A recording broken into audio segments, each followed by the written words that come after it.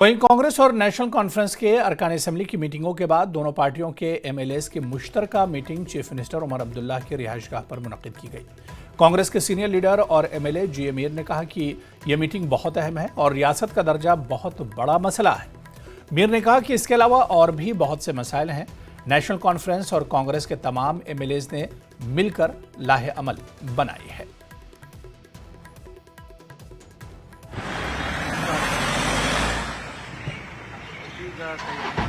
ये तो परंपरा रही है कि जब भी हाउस शुरू होता है, रूलिंग साइड हो या अपोजिशन साइड हो, वो अपने अपने विधायकों के साथ बैठते हैं और अपनी अपनी रणनीति बनाते हैं।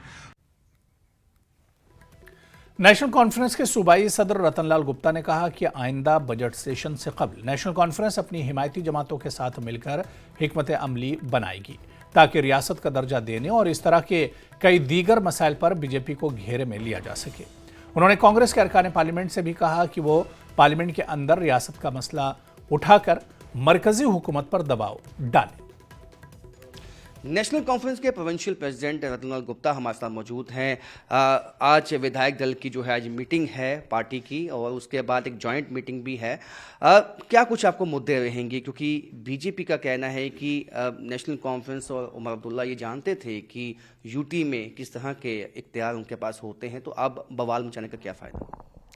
देखिए, सबसे पहले मैं जम्मू कश्मीर के लोगों को मुबारकबाद पेश करूंगा कि 7 साल के बाद जम्मू कश्मीर की असेंबली फॉर्म हुई है और जम्मू कश्मीर की असेंबली में पहली मर्तबा 7 सालों के बाद बजट पेश होने जा रहा है।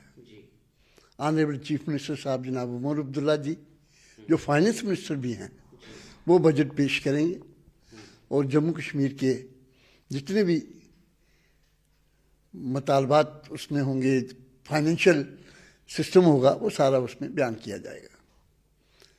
जहाँ तक आज लेजिस्लेटिव पार्टी की मीटिंग हो रही है, जॉइंट भी हो रही है, वो क्योंकि आने वाला जो सेशन है इसकी स्ट्रेटजी तय करेंगे कि साहब इस सेशन में कैसे चलना है और क्या इसके लोग जो हमारे ऑनरेबल एमएलए साहिबान हैं वो अपने अपने इलाके के मसाइल उबारेंगे, वहाँ सवालात पूछे जाएंगे। लेकिन बड़ी बदकिस्मती की बात यह है कि हर यूटी हो या स्टेट हो, उसका मेन होता है law and order, home department. पहली मर्तबा है जम्मू कश्मीर के इतिहास में और मैं समझता हूँ असेंबली के इतिहास में कि कोई भी ऑनरेबल एमएलए होम डिपार्टमेंट के बारे में या जम्मू कश्मीर की law and order situation, crime rate कितना बढ़ रहा है, वहाँ फलां इलाका में क्या हालत है क्राइम की, या उसको कर्व कैसे किया जाएगा, उसके मेजर्स कैसे अडॉप्ट किए जाएंगे, सवाल तक नहीं पूछ सकते। मतलब है कि डेमोक्रेसी है। अपने अपने इलाका जात में लॉ एंड ऑर्डर की पोजीशन क्या है, हर एमएलए को हक है पूछने का। लेकिन बदकिस्मती है, ये एक फॉर्म है लेजिस्लेटिव असेंबली, मतलब डेमोक्रेसी में पार्लियामेंट या लेजिस्लेटिव असेंबली होती है स्टेट में या यूटी में। अगर एमएलए जिसको लोगों ने चुन के भेजा है वो ये नहीं पूछ सकता कि मेरे इलाका में लॉ एंड ऑर्डर की पोजीशन खराब हो रही है, आप इसको कर्व कैसे करेंगे। नेशनल कॉन्फ्रेंस और कांग्रेस के अंदर कोई तलखी नहीं है, ये चलता है सिस्टम और चल रहा है। हम आपस में भाई भाई हैं और डट के जम्मू कश्मीर की सेवा कर रहे हैं, कांग्रेस की भी कर रहे हैं, हम भी अपनी तरफ से कर रहे हैं।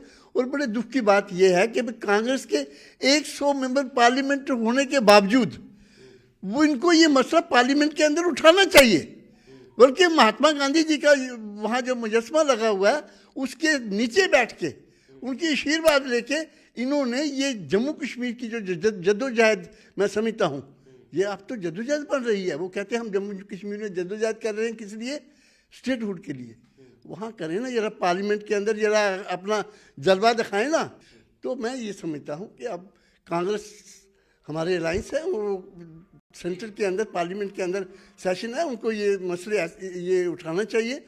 और जम्मू कश्मीर के अंदर स्टेटहुड, मैं कहता हूँ सेंटर के फ़ायदे की बात है, ये देश के फ़ायदे की बात है। अगर देश जम्मू कश्मीर मजबूत होगा, देश मजबूत होगा। अगर कहीं खुदा न खासा जम्मू कश्मीर कमज़ोर पड़ गया, मैं समझता हूँ कि देश फिर कमज़ोर ही पड़ेगा, फिर ताकत कहाँ से आएगी। एक तरफ आप कह रहे हैं कि हम दुनिया के विश्व गुरु बनने जा रहे हैं, लोगों को उपदेश रहे हैं, लेकिन अपने घर की हालत तो देखिए। कैमरामैन साहिबा भट्ट के साथ राजन बैर, न्यूज़ 18 जम्मू।